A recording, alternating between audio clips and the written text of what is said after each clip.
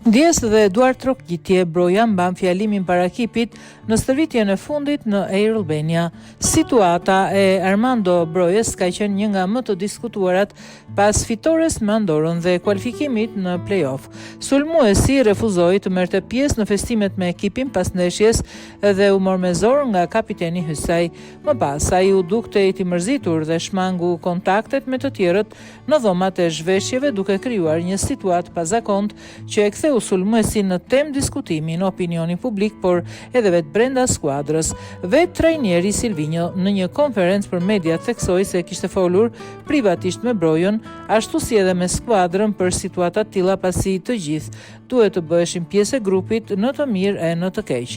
Edhe vetë Broja ka dashur të bëjë gjërat e qarta dhe në stërvitjen e fundit të kombëtares në stadiumin Air Albania para se të niste seanca, ka mbajtur një fjalim të shkurtër duke kërkuar ndjes para ekipit.